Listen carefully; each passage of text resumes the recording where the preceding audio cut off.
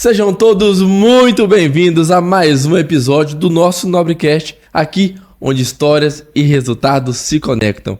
E o assunto de hoje, também para lá de especial, mais um do nosso quadro Saúde e Bem-Estar, vamos falar sobre recomeço, né? Todo mundo passa pelaquela fase na vida onde a gente precisa se reinventar, se reestruturar ou se reerguer. E ninguém melhor para falar sobre esse assunto conosco do que a Alice Severo. Seja muito bem-vinda ao nosso programa. Muito obrigada pelo convite. A satisfação de estar aqui com você. Toda nossa, a gente fica muito feliz de receber aqui. E já vamos começar de cara. Vamos. Porque a gente tem muita coisa para conversar. Muita. Mas de início a gente quer saber quem é a Alice Severo. Meu Deus. Então, eu sou a Alice Severo, tenho 43 anos, quase 44, já quase ali. Sou mãe de 7 bênçãos. E eu nasci aqui em Goiânia, mas fui criada em Bofinópolis e Nerópolis. E a minha vida, assim, foi altos e baixos. Mas a Alice hoje, ela é mãe, ela é empreendedora, ela é terapeuta e é uma mulher que ainda quer decolar muito. Que isso! E a gente sabe que durante a nossa vida a gente passa por diferentes fases e etapas. Então, a infância, a adolescência, aí chega a fase adulta. Na fase adulta também são várias etapas que a gente vai percorrendo ali. Parece que a gente nunca chega no final do arco-íris, né? Não. Tá sempre tendo que evoluir e sempre tendo que se reinventar. Sim. Mas agora vamos falar um pouco sobre a sua trajetória para a gente poder contextualizar. Eu sei que durante a sua trajetória você teve que fazer isso. Não uma vez, mas sim várias vezes. E hoje tem um trabalho como terapeuta e o trabalho de cuidar, inspirar e ajudar mulheres, que foi onde você se especializou. Exatamente. Mas para você chegar nesse cenário, foi chão, né? Foi muito chão. Foi chão goiano nisso. Goiano ou estrangeiro? Você acha que a sua história começa assim de fato quando você sai do Brasil? Que essas mudanças aconteceram ou foi antes? Sim, digamos que a minha decolagem, o início da decolagem foi lá. Mas a base para tudo foi aqui. Porque por tudo que eu passei, pelas dificuldades, pelas privações na infância, gerava aquele desejo de ser alguém, de ter alguma coisa, né? Eu nunca fui aquela criança sonhadora de ter... casar com homem rico, príncipe do cavalo branco, ter uma mansão. Mas eu sempre sonhava de ter uma família. Mas pelas dificuldades, né, as privações com a minha família, os meus pais, né, eram muito pobres. Então eu achava que eu não ia passar daquilo ali. Então eu fui crescendo um pouco rebelde, né, com os meus pais. Eu brigava muito na escola. Eu fugia da escola porque eu não gostava de estudar. Quem diria? Não gostava de estudar. Eu era terrível nas matérias, a minha nota era muito baixa, era 2, 3. Eu era muito ativa, muito elétrica. E os meus pais naquela época, né, principalmente meu pai, achava que tudo resolvia no cinto. Tudo resolvia no castigo. Então, quanto mais o meu pai fazia isso, mais eu ficava revoltada e achava que não ia passar daquilo ali, né? Eu tinha sonhos, mas eram aqueles sonhos vagos. Então, resumindo um pouco, antes de chegar na trajetória da Europa, com 14 anos eu perdi a virgindade por rebeldia. Aos 16 eu fui mãe. Né? A minha filha mais velha vai completar 27 anos, agora dia 30 de novembro. E foi uma trajetória assim, bem, bem complicada, porque eu queria ter uma vida normal, né? De ir na casa das colegas ir na minha casa, de vestir roupa nova, né? Comprada e não dos outros. Então tudo isso fermentava no meu coração uma revolta. Aos 15 anos, meus pais se separaram. Então, eu comecei a querer fazer as coisas do meu jeito. Então, eu comecei a namorar muito. No entanto, fiquei grávida aos 16. E fiquei uns 2 anos com o pai da minha filha. E depois me separei porque era muito infantil, né? E eu carregava algumas dores, algumas feridas, pelo distanciamento do meu pai, pela separação dos meus pais, pela dificuldade financeira da época. Então, tudo isso fermentava. E aí, teve uma fase escura, né, na minha vida, que foi quando eu entrei, assim, para o mundo da prostituição. Porque eu achava que eu era livre para fazer o que eu queria, né? Não foi por necessidade, não foi por influência, foi por rebeldia mesmo. Eu queria saber como é que era, entrei e fui. E nisso, entro também para as drogas, né? Porque uma coisa leva a outra. Mas em 2003, eu falei, tô cansada disso tudo. Eu quero mudar de vida, né? Eu só tinha uma filha. E aí eu engravido do meu segundo filho. Foi aonde que eu saio de toda aquela bagunça de festas e tudo. E venho ficar em Goiânia. Na época eu morava em Brasília. Fico em Goiânia e começo a ter uma pequena estrutura, né? Comecei a trabalhar de carteira assinada numa escola particular, como auxiliar de professora. Nessa escola era da minha tia na época. E eu comecei a me estruturar um pouquinho. Mas aí 2 anos depois foi quando eu tive a minha primeira experiência, que era viajar para a Europa, né? Conheci um rapaz e fui morar com ele na Itália. Passou-se 1 ano e meio, não deu certo e voltei para o Brasil. E a minha vida foi altos e baixos. Não tinha estudo, né? Não tinha nenhuma especialização em nada, mas tudo que eu queria fazer, eu ia lá, aprendia. Se você me dissesse assim, olha, você quer vender sabão? Eu ia lá e aprendi como é que ia vender o sabão, né? Então, eu tive que criar uma armadura para me defender, né? Das coisas do mundo e tudo. Mas era aquela criança ainda, no corpo de mulher, que queria o colo do pai, eu queria a atenção da minha mãe, mas não tinha, né? Então, foi bem conturbado. E em 2013... eu morava em Nerópolis quando eu voltei para Jesus, né? Eu já tinha me afastado e voltei para Jesus em 2013, já com esse foco. Eu quero voltar para a Europa. Porque em 2013 eu já tinha 4 filhos. Então, eu estava sem apoio nenhum da família, não tinha apoio nenhum dos pais. E por a minha vida ter sido muito bagunçada, eu não tinha, né? Ninguém acreditava em mim, ninguém queria dar um apoio, porque falava, não, se a gente estender a mão, ela não vai dar valor, né? Porque eu era muito explosiva, eu era muito ignorante nas minhas atitudes, eu não parava para pensar, analisar nas consequências depois. E aí, então, volto para Jesus em 2013, mas aí com a decisão de ficar. Eu falei, aconteça o que acontecer, agora eu fico, ninguém me tira daqui. E foi quando eu firmei, mesmo na igreja, e comecei a mudar, tanto os meus hábitos como pessoa, como também mãe. Mas eu ainda tinha hábitos muito agressivos, eu era muito agressiva, né, com os meus filhos e tudo. Se só voltar um pouquinho, porque a gente tá falando de assuntos delicados, né? Sim. Assuntos delicados mesmo, porque a gente quer, de fato, mostrar a realidade. E hoje tem várias famílias que estão sofrendo com consequências de situações, ou de atitudes, ou de escolhas, sim, ou de fatores que a gente nem consegue citar aqui, que tem famílias que podem estar passando, adolescentes que podem estar passando, ou que está na fase inicial, que não chegou a se perder, uhum, mas que a qualquer momento ali tá muito próximo de acontecer uma tragédia, ou até não, né?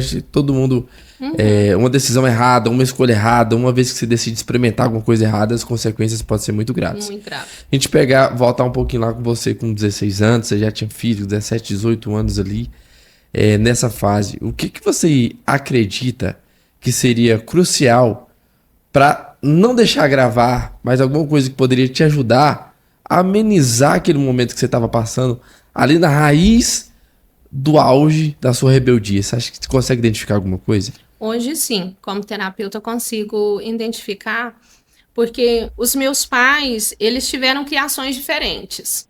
O meu pai foi uma criação mais bruta, mais rústica. E a minha mãe não, ela já teve uma educação mais branda, mais firme. Então, quando os meus pais se casaram, o meu pai, ele foi agressivo, ele foi agressor da minha mãe por muitos anos. Então, o meu pai, ele não sabia amar e nem dar amor. Então, eu sentia falta desse pai, eu queria esse colo do pai, eu queria a atenção da minha mãe. E não tinha, mesmo tendo os dois dentro de casa. Então, o que fez eu tomar as decisões erradas? Hoje eu entendo que não é culpa deles. A decisão foi minha.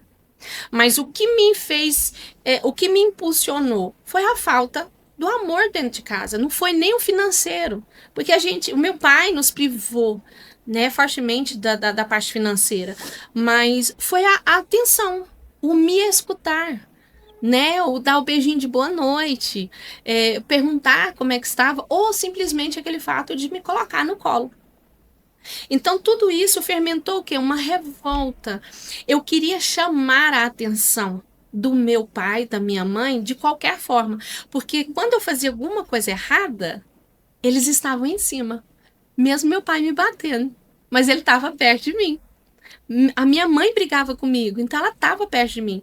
Então, tudo isso fermentou para eu tomar decisões erradas. Então, por eu ser muito impulsiva, eu não pensava na consequência.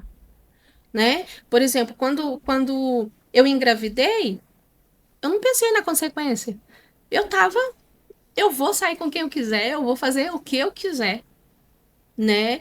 E a minha família foi aquela família que apontou o dedo. Foi aquela família que não... Naquela época, bom, as pessoas da minha idade vão saber. Não sei a sua idade, você tem quantos anos? 29. 29? Não, então não serve de base. Mas pessoas da minha idade, naquela época, as famílias não tinham esse apoio de psicólogo. Ninguém falava em TDAH, ninguém falava em hiperatividade, ninguém falava sobre isso. Qual era o remédio? Era cinto e castigo. Era só isso. Então, isso foi o que me fez tomar essas decisões erradas. E não era nem porque às vezes eu queria tomar a decisão. Era por simplesmente revolta. Eu preciso chamar a atenção de alguém. Então eu ia lá e fazia as coisas erradas. Entendeu? Quando eu entrei para a prostituição, não foi porque a amiga falou, vamos, né? Ou porque tinha dificuldade financeira. Não. Era porque é rebeldia. Tipo, ninguém me ama, ninguém gosta de mim, a minha vida não tem valor, então eu tomei a decisão de fazer as coisas erradas. Tive a oportunidade de escolher fazer a coisa certa.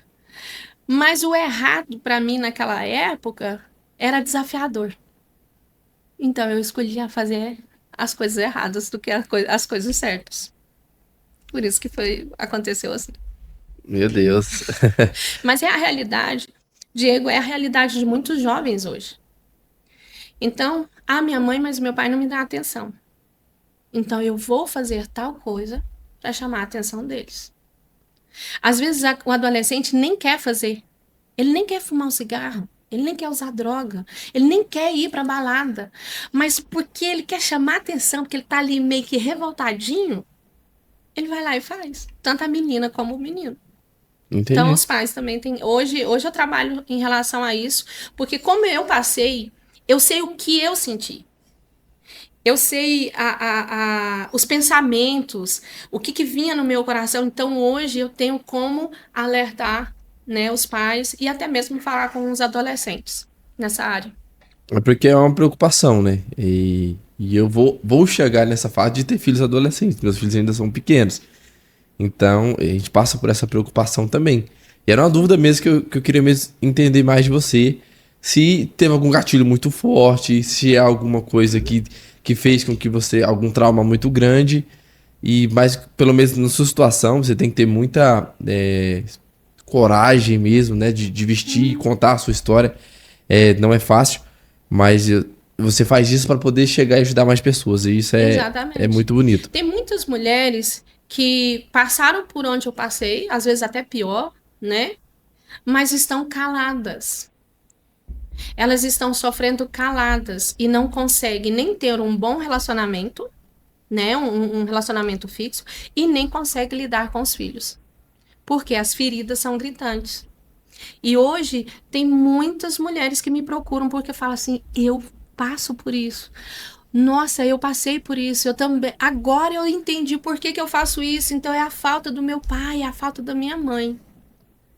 Né? Então por isso que eu falo que hoje eu consigo falar com as pessoas porque eu sei o que eu sentia. O sentimento, aquela fervura de revolta dentro do coração. Então hoje eu consigo falar com as pessoas. E ainda, Diego, tem pessoas que ainda falam assim, não, tá tudo resolvido. Não, já passou, já esqueci. Meu pai não me deu. Hoje eu vou dar para os meus filhos o que eu não tive. É aonde que está acontecendo muita coisa com os filhos. Porque é o excesso. Lembra, eu falei que na minha parte era a falta.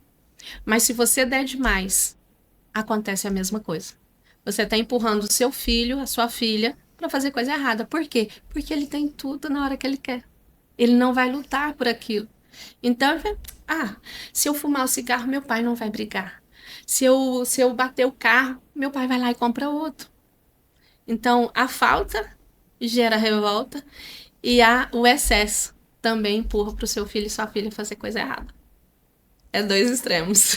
É um equilíbrio que a gente tenta ter, mas também a gente é falho como pai, então a gente tem que eu agradeço muito, sabe, assim, por tudo, pela saúde dos meus filhos, são crianças muito boas, mas assim, eu acabo me preocupando e não está em algo tão gritante, está nos detalhes, é na presença, é no acompanhamento, não é no financeiro, não é no trauma, não é...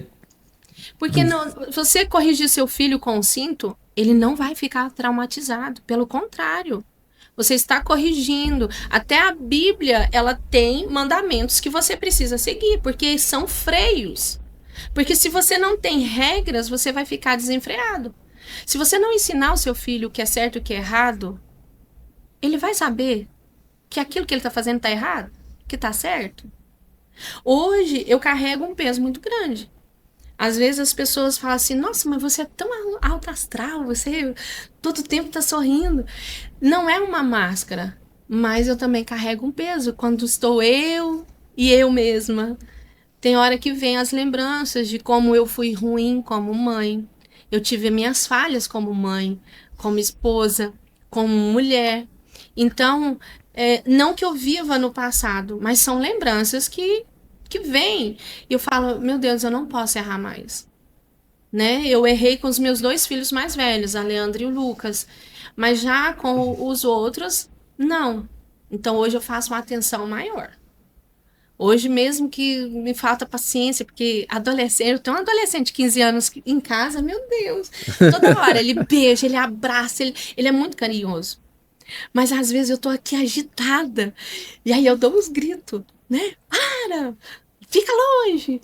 E aí, mas ao mesmo tempo vem o gatilho, falei, peraí, não, eu já errei lá atrás, eu já senti falta lá atrás, então peraí. Aí eu tenho que buscar uma paciência que eu não tenho naquela hora, e eu tenho que falar pro meu filho, o que foi? Você tá carente? Você quer conversar? E aí ele vem, não, mãe, é só mesmo para te perturbar. Mas quando ele quer falar, ele vem, conversa, senta comigo, me abraça, deita no meu colo.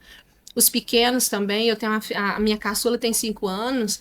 O que eu errei extremamente com a minha mais velha, hoje eu tenho tentado corrigir com a pequena. Quando ela vem para abraçar e tudo, eu já deixo aqui de lado e já vou dar atenção, porque eu já sei o que deu errado lá atrás, então eu tento corrigir. Mas eu não dou demais. Eu também estou fazendo muita atenção para não estragar, né? Então tem que ter um equilíbrio aí. Tem uma fase muito marcante na sua trajetória, que é um grande medo e que é algo que muitas pessoas não conseguem nem superar na vida, que é a fase do luto também, né? Ainda mais sendo mãe. Sim. Antes da gente chegar nessa parte, antes de você, né, se retomar, então a virada de chave foi de fato você voltar para a igreja, voltar a se conectar com Jesus e voltar a buscar essa essência. O que te fez buscar? O que você sentiu? Você viu alguma coisa? Você leu alguma coisa? Você sentiu alguma coisa? Ou você só acordou sentindo falta mesmo de Jesus? Como que foi retornar assim e se manter firme na caminhada, né? Olha, As pessoas acham que o encontrar com Jesus é aquela fogos de artifício, alguém bater na sua porta e falar assim, ô, vem para Jesus, né? Não. Eu voltei para Jesus porque eu estava pensando demais em suicídio. Eu morava no setor sul, lá em Nerópolis, morava num sobrado, e de lá dava para ver a avenida que vai para Goiânia. Então eu via os carros passando muito rápido, e aí eu ficava imaginando, e se eu entrar lá? Vai ser só uma, pá! Por quê? A minha vida ela já não tinha mais sentido. Eu tinha 4 filhos, cada um de um pai, cada um de um relacionamento fracassado. Não tinha apoio de ninguém. Eu estava tentando me levantar, eu tinha aberto um restaurante na época, mas que afundou rapidamente, porque não tinha estrutura, não tinha conhecimento de comércio, nada. Então eu cheguei na fase assim, se eu tirar a minha vida, vai resolver. Ninguém vai sentir minha falta e tá tudo resolvido. Só que quando eu olhava para os meus filhos, aquele pensamento fugia na hora. Mas aí eu já passei a não dormir, eu não dormia, eu fumava na época e eu tava comendo com farinha. Eu já não dormia de noite, então passei 2 meses assim, parecendo um zumbi. E aí, como eu já conhecia Jesus, como eu já tinha ido para a igreja, eu entrei pro meu quarto, eu aconselho todo mundo quando eu dou minhas palestras, pregações, eu falo, não desafie Deus. Porque se você desafiar, você tem que ir até o final. Você tem que aguentar o rojão. Então eu desafiei Deus. Eu falei assim, você existe. Eu falei com essas palavras para Deus, se você existe, eu quero voltar para Goiânia, eu quero voltar para perto da igreja onde eu me converti, porque eu quero mudar de vida, eu não aguento mais. Se você existe, eu estava tratando Deus como você. Se você existe, você vai mudar a minha vida, senão eu quero finalizar aqui que eu quero morrer, eu não quero mais viver. Deus fez em uma semana algo assim surpreendente. Eu mudei para Goiânia, as pessoas começaram a me dar dinheiro para pagar a mudança para Goiânia e foi assim extraordinário. Só que também por eu ter um pouquinho de conhecimento da palavra, lá em 2003, eu entendia que eu tinha que ir até o final. Eu não podia mais dar um passo para trás porque eu já sabia as consequências. Então foi ali naquele dia que eu tomei a decisão de voltar para Jesus e até hoje, para a honra e glória do Senhor, eu não saí da presença de Deus. Já tive pensamentos perguntando assim, será que Deus existe mesmo? E se eu estiver doida? Né? De tudo as coisas depois que foram acontecendo, mas todas as vezes que eu tive essa dúvida, Deus falou ao meu coração que Ele estava comigo e me dava mais forças. E hoje eu tô aqui, de pé. A gente parar pra analisar, conversando, às vezes acaba sendo até simples. Mas se você tenta se colocar nessa situação, e é a situação de muitas pessoas hoje, poxa, mãe com 20 e poucos anos, 4 filhos, sem estudo, sem relacionamento, sem base familiar. Nada. Então, a chance de você dar errado é muito maior do que a chance de dar certo. Qual era o pensamento? Tirar a vida porque resolvia as coisas mais rápido, né? Pronto. Dava um fim naquilo e pronto. Era o pensamento. E eu acredito muito nisso. Eu acredito que essa transformação, ela só vem mesmo à medida de Deus e de Jesus. Só Ele pode dar essa força pra gente poder, né, se recomeçar, se reencontrar, se reconciliar. Então é algo que vem mais forte do que nós. Porque quando para pra pensar, quando você chega numa situação, você fala assim, eu não sou capaz. Mas quando você entende que você não tá sozinho, flui diferente, né? Demais. Então, assim, é uma coisa que eu também gosto de falar muito. Independente de religião, eu respeito todas as religiões, eu sou católico, mas leve as pessoas para perto de Deus, porque você não sabe o que aquela pessoa passa dentro do quarto dela. Então mesmo que você não tá no momento legal, tenta levar, tenta aproximar, tenta estar próximo, tenta ajudar, porque a transformação que vai fazer na vida da pessoa, muitas vezes você não vai ficar sabendo. Exatamente. Mas vai mudar a vida dela, né? E aí depois desse recomeço, veio para Goiânia, se reestruturou para partir para a Europa. Que aventura foi essa? Olha, eu orava, eu pedia a Deus para que Deus me levasse para a Europa, porque eu já tinha ido, eu já conhecia, né? Então o meu sonho era, Senhor, eu quero ir para a Europa para dar uma vida melhor para os meus filhos. Porque a minha vida não melhorou depois que eu voltei para Jesus. Ela continuou ainda bem escassa. Mas o que fez a diferença foi a minha busca constante. Porque não é só eu voltar para Jesus ou falar com Jesus de vez em quando. É uma busca constante, né? Como você disse, não é religião, é Deus. Não é porque eu vou na igreja tal que lá me levou para Jesus. Não. Eu, na minha casa. Mas vem um senso de autorresponsabilidade, sair do campo de falar, ninguém me apoia, Deus não me escuta, minha família não me dá apoio, não me dá atenção, para um princípio de, peraí, essa mudança tem que partir primeiro de mim, para depois chegar nos outros. Então, esse senso é importante, Sim. ele existe? Sim, porque se você não tem apoio, você não tem uma rede de apoio, como é que, se você quer se levantar, como é que você tem que fazer? Quando você cai de bicicleta e não tem nenhum amiguinho perto de você, como é que você faz? Você se levanta. Você pega a bicicleta meio chorando, mancando, mas você se levantou. Então, por mais que você olhe e não vê ninguém, você tem que tomar essa atitude, porque ninguém vai tomar por você. Eu tinha, assim, um pensamento, oh, meu Deus, podia tanto bater alguém aqui na minha porta e me entregar uma cesta básica.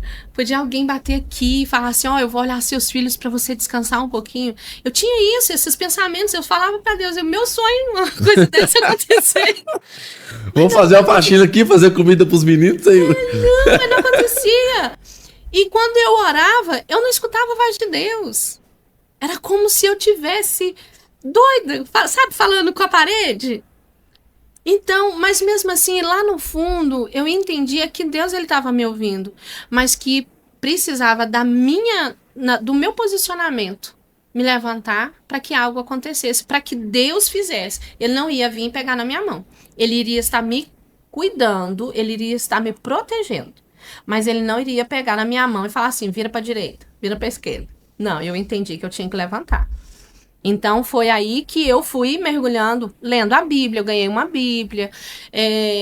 O que eu prego hoje, Diego, não é a placa da igreja. Eu prego Jesus. Então, se você é católico, não tem problema. Você aceita Jesus como Senhor e Salvador? Nem. Então, eu busquei esse Jesus, porque eu sabia que ele podia estar comigo. E eu li uma passagem na Bíblia, eu sou ruim de referência, que diz assim, o choro pode durar uma noite, mas a alegria vem ao amanhecer. Durante 2 anos, eu declarei isso todas as noites. Quando chegava a noite, Diego, que nada tinha acontecido, nada tinha mudado, eu falava assim, Deus, hoje foi o meu dia de choro, mas amanhã é meu amanhecer da alegria. Mas se passou 2 anos. Fiquei com a minha fé fraquejada. Às vezes vinha na minha mente. Mas será que Deus existe mesmo? Será que vai acontecer na minha vida? Será que eu vou ter um casamento? Porque eu orava por um casamento. Eu não orava para casar com uma determinada pessoa. Eu falava, eu quero um marido. Né? E eu ouvi muito assim, Diego. Quem vai querer a galinha cheia de pinto? E aquilo me feria, porque eu falava assim, poxa, é verdade, quem é um homem em sã consciência hoje, na dificuldade do Brasil financeira, quem é que vai querer casar comigo? Eu já com 4 filhos. Então aquilo me deixava muito para baixo, mas eu falava assim, Deus, eu não sei quando, eu não sei como, eu não sei o que o Senhor vai fazer, mas eu só acredito que o Senhor vai fazer, que eu vou me casar e eu vou para a Europa. E isso aconteceu. Depois de 2 anos de muita persistência no pé de Jesus. Eu acho que ele só me liberou porque eu falei, não aguento mais seu choro. Eu costumo brincar e eu falo assim, não aguento mais seu choro, deixa eu levar essa menina. Vai, você quer ir? Então vai. E aí, você foi? Você tinha quantos anos quando você foi? Foi em 2015, né? E os seus filhos foram com você? Sim. Aí, como eu me casei? Eu já tinha um filho com meu ex-marido, que hoje é ex-marido.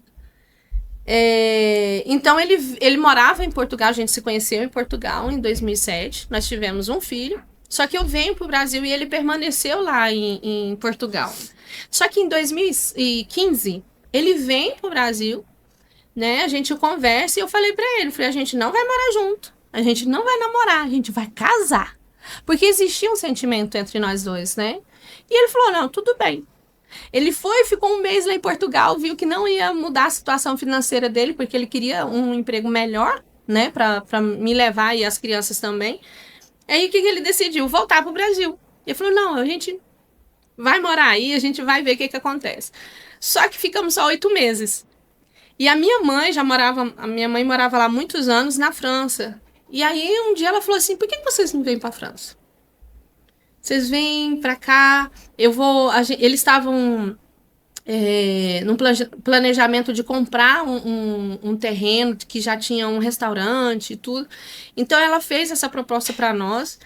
E eu mais o meu marido na época falou assim, beleza, a gente não sabe francês, mas a gente vai aprender. Então abriu a porta pra gente ir, né? Eu mais o meu marido, nós nos casamos em Brasília. E aí nós fomos, em outubro de 2015, nós fomos para a França. E foi um choque. Porque você sonhar é uma coisa, mas quando você chega e você depara com o clima, com a comida e o idioma, em 3 meses lá eu queria voltar para trás. Olha que loucura. Aí Jesus também deixou, não, você não queria, agora você aguenta. Pois é, agora é loucura. 2 anos orando, chorando, querendo ir para a França, né? E aí, de repente, em 3 meses que você chega lá, já não quer mais. É igual criança, né? Quebrou o brinquedinho e já deixa pra lá. Mas aí ficamos. E ali começa uma nova história, não tão legal, mas que eu posso dizer, sim, que hoje tem uma estrutura por detrás da dor. É essa que é o X da questão agora também, né? Que eu conheço bem pouco da sua história. E o nosso tempo, assim, não é tão longo, então a gente tem que dar aquela resumida. Porque eu sei que você poderia falar durante o dia sobre o seu filho. Mas aí é que entra toda a questão que a gente estava falando lá no início, e todas as perguntas que eu estava te fazendo, e eu estou tentando entender também. E aí eu me coloco no lugar de pai também, porque nas suas decisões, não julgando, mas pontuando a sua história, nas suas decisões erradas, no auge da sua rebeldia, as coisas, os caminhos que você passou ou que nós passamos e que muitas pessoas passam, né? Durante muito tempo da sua vida, nas nossas vidas, muitas pessoas também, escolhe as decisões erradas. E hoje você está aqui contando a sua história. Só que o mundo, ele não segue uma linha reta. E a gente pega o seu filho que tomou as decisões certas e acabou, né, sofrendo uma fatalidade. Então, como descrever, como suportar, como passar, se você, né, claro, se sentir confortável, de contar um pouco da história do que aconteceu, porque o seu filho estava lá, estava tendo oportunidade, decisões certas, estudo, sabe, oportunidades que você não teve na vida e você estava proporcionando para o seu filho, e por uma fatalidade, uma decisão de outra pessoa influenciou numa tragédia. Não tem como descrever com outra palavra. Foi um choque para todos, né? Até mesmo para minha filha mais velha, ela não queria ir, ela de forma alguma, só que o pai disse, olha, ela tá numa fase que precisa estar com a mãe, né? Então ele assinou e nós fomos. Mas quando nós chegamos ali na França, nós sofremos muito preconceito. Por quê? Por ser estrangeiro? Por ser estrangeiro. A gente não sabia falar nada. O meu marido falava inglês, mas o pessoal falava assim, não, você tá na França, aqui fala francês, não fala inglês. Então a gente enfrentou muita barreira. Nós levamos 8 meses para fazer a documentação francesa. Né? O meu marido, ele tem a dupla nacionalidade portuguesa. Ele tem a dupla nacionalidade. Ele é português e brasileiro. Então, a cidadania dele nos deu a possibilidade, para mim e para os meus filhos, terem os documentos franceses. Mas na escola, por mais que eu fui assim, um pouco mãe bruta, né, com os meus filhos têm uma educação muito amável. Então, na escola, o meu filho começou a enfrentar esse tipo de bullying. Meu filho era negro, né, bem moreninho, bem mulato. Já era um ponto já, né, de racismo lá. Existe isso lá? Existe, muito. E por ser amável, por ser educado. Agora, dá para entrar na cabeça de você enfrentar bullying por você ser educado? Por você falar calmo, você ser educado com as pessoas. Então ele enfrentou isso. E ele estava numa fase assim complicada de 12 para 13 anos, porque o pai também não queria saber dele. Né? O pai tinha a vida dele e não queria assumir aquele compromisso com o filho. Então ele estava bem revoltado com isso. Por mais que tinha o padrasto, mas não substitui, né, a presença de um pai. E o pai dele morava em Portugal na época. Então começou aquela rebeldia, né? Aí ele começou a não querer ir para a escola. Aí ele começou a ter umas amizades assim mais bagunceiras, porque lá na França não é, como é que eu posso dizer para não ficar uma coisa pesada, mas os árabes têm uma cultura muito diferente das outras, que é o machismo. Eu faço, eu aconteço. Então, eles são ensinados a serem homens, né, desde pequenos. Então, o meu filho começou a ter amizade com esses meninos. Então, lá, eles fazem muita bagunça. É como se fosse os ciganos. Junta aquela turma e faz bagunça e usa droga e...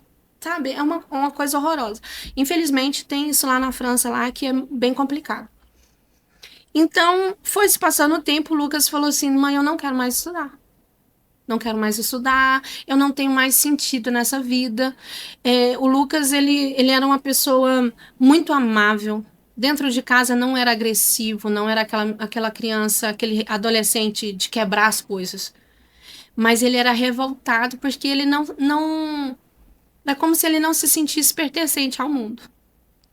Olha só, lembra lá de mim lá atrás. Por mais que eu estava próxima e tentando falar para ele, eu estou com você. Eu não estou por você, eu estou com você. Mas ele via só o pai, a falta do pai. Então, era tudo. E aí, o meu marido, ele também começou a ser um pouco mais hostil, mais pulso firme, por ser adolescente, queria sair demais. E aí, o meu filho juntou tudo isso. Né, juntou tudo isso e chegou a um ponto que ele quis ir morar sozinho. Ele saiu de casa. E a França dá esse suporte. Então, se o adolescente falasse, não quero morar com meus pais, a França acolhe esse adolescente. Tem as moradias para adolescentes. E agora eu esqueci como se fala em francês, mas em português, em francês é foyer. E república. Lá tem as repúblicas que os adolescentes moram e têm a liberdade. Eles podem sair, estudar, fazer cursos. E quando ele completou 18 anos, ele foi para um apartamento dele, uma kitnet, que paga pelo governo. Lá o governo dá todo o suporte. Uhum. Então, na casa dele, ali, entrava e saía os amiguinhos, as meninas e tudo. E numa determinada festa... aconteceu lá na casa dele e acho passado uma semana, uma menina vai lá e fala assim, Lucas, esqueci o carregador aqui na sua casa. E ele deixa essa menina entrar e ele era um menino de 18 anos com hormônios à flor da pele, a menina seduziu ele ali e os dois ficaram uma semana namorando. Ela na casa dele, aí ele ia pra casa dela, era como se fosse assim... um conto de fadas para ele, porque ele estava apaixonado e a menina era linda. Né? Porque ela ainda tá viva. A menina é muito linda. Só que aí ela finge um término com ele e vai contar pro suposto namoradinho dela. Ela tem, na época, 22 anos. E esse rapaz, o acusado, ele é da origem árabe. E tinha 15 anos. 15 anos? 15 anos. Só que já vinha de uma família toda desestruturada. Ele vivia de assistentes sociais, de suporte do governo, de república. Ele estava com um currículo bem pesado. Então ele falava para todo mundo que ele queria ou matar ou morrer. Ele estava nessa fase, com 15 anos. Então quando essa menina vai lá, fala para ele que ficou com o Lucas, que ele conhecia, ele passou 2 meses planejando tirar a vida do Lucas. Só que eu não sabia. Todo mundo em volta do Lucas, os amigos, né? Ele tinha um suporte do governo, tem tipo uma assistente social, né? Que verificava, porque tem que ficar vigiando, né? Esses adolescentes nos apartamentos. Todo mundo sabia e falava assim, não, mas ele não tem coragem de fazer nada. Isso aí ele tá falando da boca para fora. E o Lucas falava assim, não, ele vai ter coragem. No entanto, o Lucas parou de sair de casa, ele não fazia mais nada dentro de casa e ficou fechado dentro de casa, com medo do que poderia acontecer. Até que chega um dia, o rapaz chama um segundo rapaz, fora do contexto ali da amizade, né? E fala assim, olha, ele ficou com a minha mina e eu quero ir lá acertar as contas, vamos, e o rapaz foi. Eles foram com facas, o cúmplice tocou a campainha, o Lucas abriu a porta e o acusado sai por detrás e enfia a faca no peito dele, né, bem rápido. Ele não teve noção do que aconteceu. Por que eu sei desses detalhes? Porque 10 minutos antes deles chegarem, a amiga do meu filho chegou. Então, foi ela que relata tudo, né? Ela que foi a testemunha-chave de tudo que aconteceu. E eles entram em luta corporal dentro do apartamento. Né? Eu não tive coragem de ficar no dia do julgamento, porque eles mostraram as fotos, fizeram toda a reconstituição. Eu não tive assim, força para ficar. Já estava muito difícil ficar lá no julgamento, né? E eu não participei de nada, mas eu conto os relatos que a menina me disse, né? Então, chamaram a polícia, né? Chamaram os bombeiros e os meninos foram presos no mesmo dia, né? O rapaz, o Lucas feriu ele na perna, então ele se sentiu fraco, e por isso que ele fugiu do apartamento com o outro cúmplice. O cúmplice só não entrou para dentro do apartamento porque a amiga do meu filho impediu ele de entrar. Então ela ficou na porta, segurando a porta, enquanto o meu filho estava brigando com outro rapaz. Mas aí eles vão embora, né? Não consigo te dizer como foi isso, né? E eles fugiram para um metrô que tinha lá que tem perto do apartamento. Só que ele estava todo sujo de sangue. E ele estava sangrando porque a perna estava machucada. E lá na França tem polícia para todo lado. Então, já tinha tido um alerta para as polícias. E aí, eles já prenderam os rapazes e levaram lá para a delegacia. Então, quando chegou a ambulância, ele deu a primeira parada cardíaca, foi levado para o hospital. Ele já estava sem vida quando chegou lá. E ficaram com ele 1 hora na sala. Aí voltaram ele em vida, levaram ele para a sala de operação. Ficou lá 5 horas.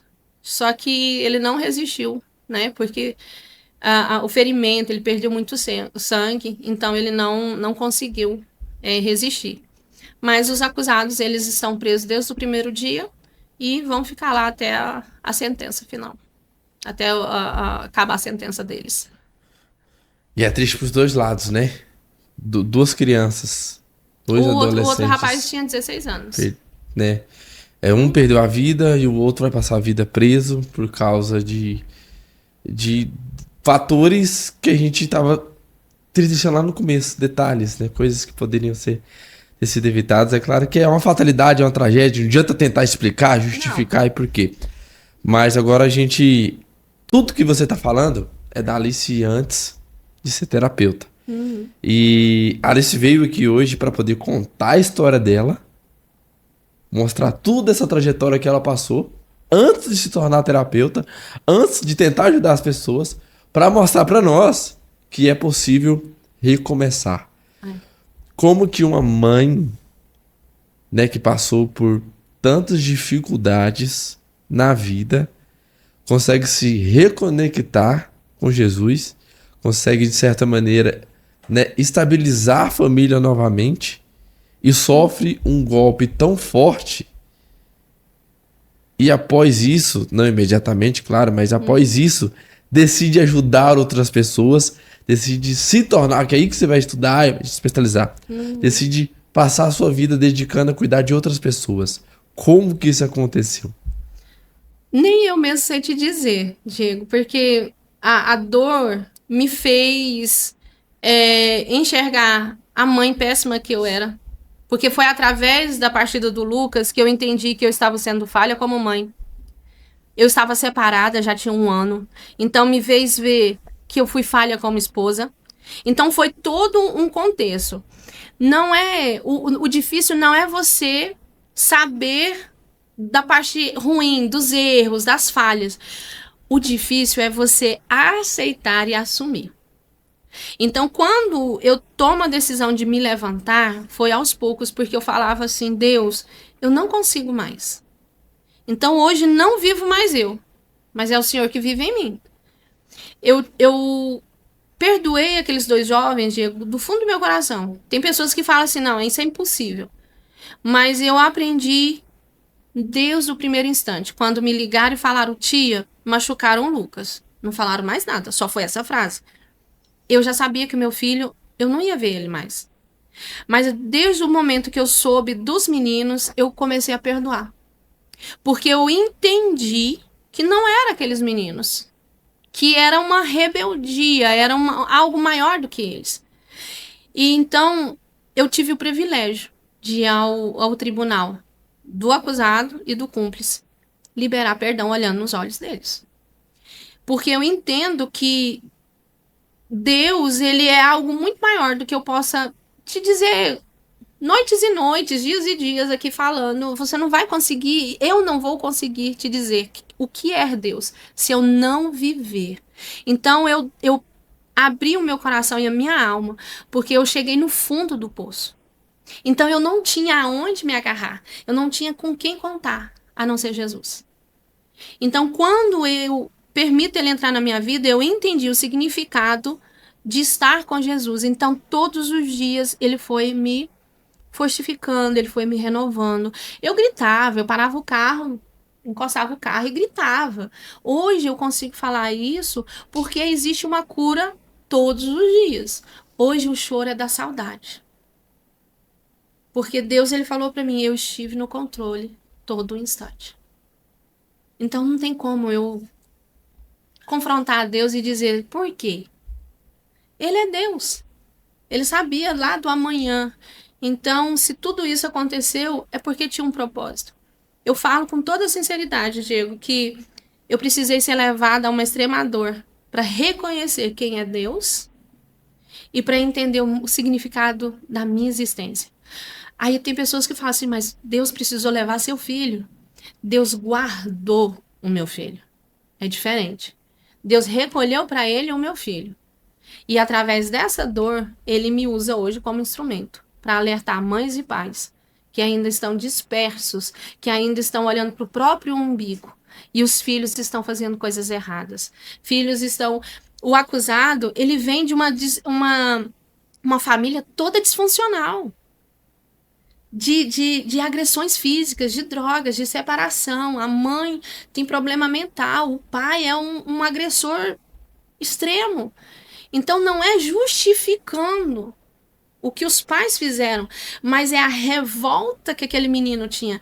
Então dá para entender. É aceitável? Não. É uma dor que a gente, como mãe, nunca vai superar. Eu não vou superar essa dor. Mas todos os dias eu tomo a decisão de perdoar aqueles 2 jovens. Eu decido a servir a um Deus vivo, que me tirou lá da lama e me colocou de pé aqui hoje. Eu decido ser instrumento de cura na vida de outras mulheres. Então hoje as minhas palestras, as minhas pregações é sobre isso. É sobre o poder transformador do perdão. Porque quando eu falo do perdão, não é só sobre quem tirou a vida de um filho. É de um marido agressor. É de um pai, de uma mãe que te abandonou. Então é todo num contexto, né, do perdão. E é um transformar todos os dias, tá? Não vai falar o dedo, não. Quem me vê sorrindo não vê as lágrimas de noite, porque não é que é uma máscara, como eu disse, mas é o que eu sou. Eu sou essa mulher espontânea, brincalhona, fala alto, fala besteira, mas é uma mulher que toma todos os dias a decisão. Eu quero ser melhor. Eu quero ser a minha melhor versão. Eu quero fazer sentido, porque quando eu chegar de frente de Jesus e olhar para trás, caramba, eu fiz alguma coisa.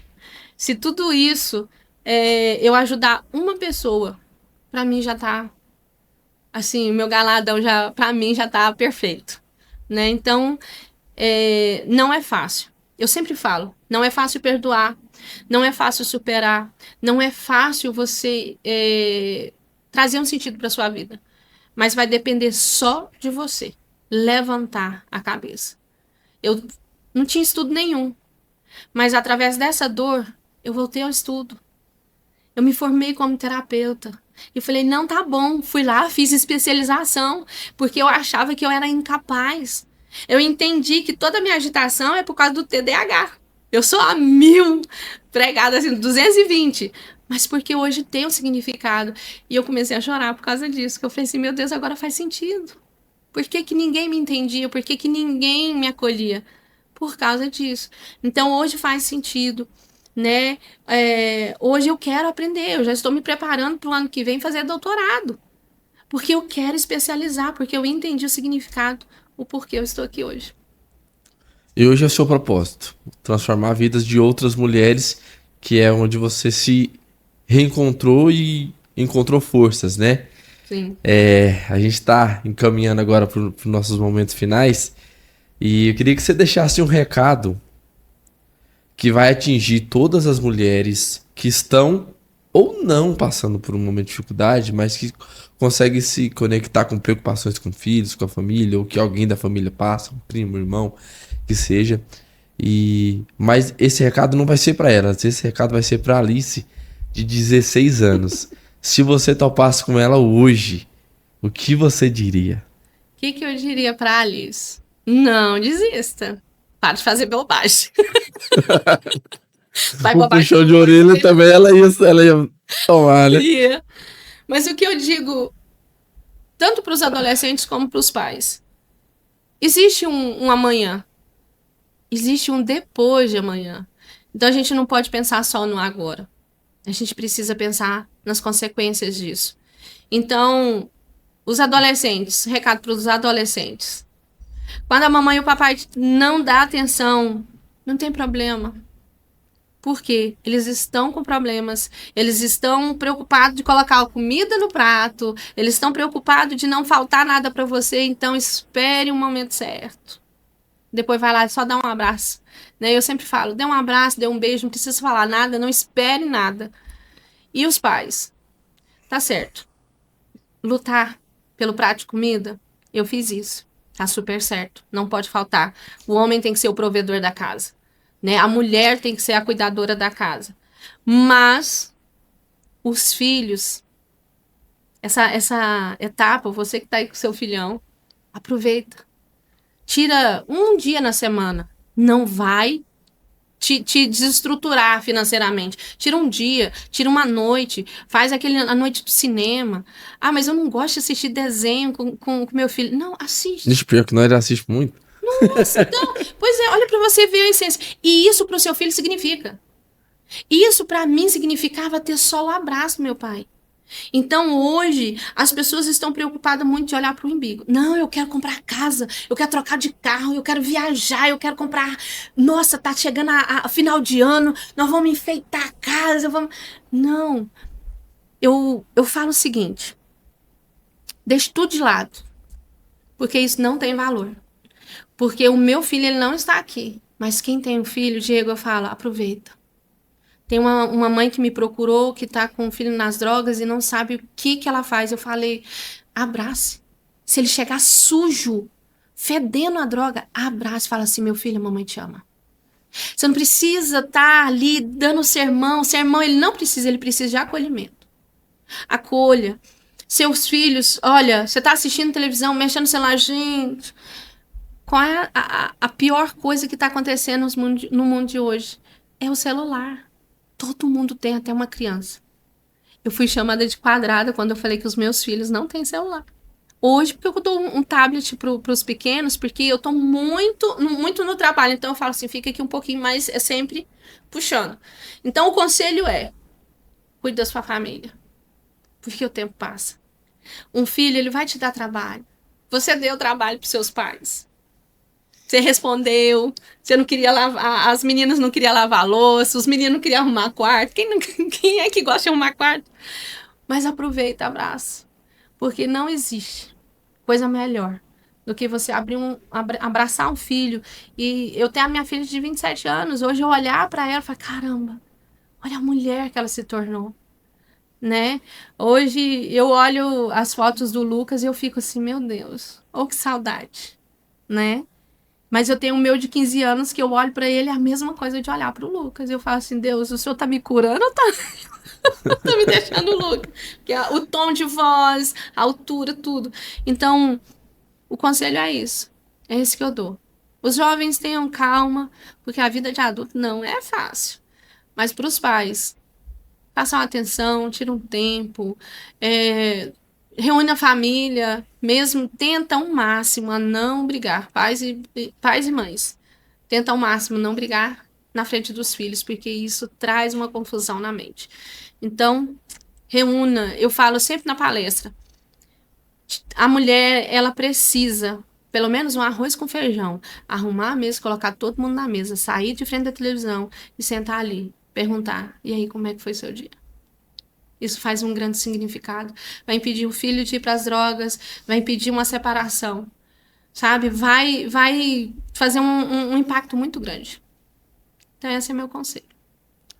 Queria te agradecer, assim, profundamente, né, por esse episódio onde você expôs todas as suas fragilidades, suas dores, os seus lados, né, que você mais esconde, às vezes tem, né, que batalhou tanto para conseguir superar, e você coloca tudo isso na mesa para transformar a vida de outras pessoas. Agradeço de coração pela presença. Eu que agradeço. Pela sua história, pela sua trajetória, que Deus continue abençoando você e toda a sua família. E agora para todas as mulheres que querem ajuda para dar esse primeiro passo, para se reconectar, de que maneira que seja, um lugar seguro e a pessoa que vai poder acolher elas, onde que elas podem te encontrar. Deixa um recadinho para todas as mulheres que estão te assistindo agora. Então, atualmente eu tô morando em Nerópolis, né, que eu amo essa cidade, mas quem quiser falar comigo e assistir um pouco também de alguns vídeos, né, eu tenho alguns vídeos no meu Instagram, contando um pouquinho do Lucas e das terapias. Eu faço também alguns vídeos bem engraçados para ficar bem dinâmico. No Instagram, psi.alice Severo. Então, você pode mandar mensagem se você quiser marcar um horário para terapia ou até mesmo para conversar, para entender um pouco mais como funciona a terapia, como pode encaixar a terapia no cuidado da família ou com os filhos. Pode falar comigo lá no Instagram. Ah, tava esquecendo. Se inscreve no canal, ativa o sininho das notificações para não perder nenhum detalhe. Muito obrigado, pessoal. Até a próxima. Tchau, tchau.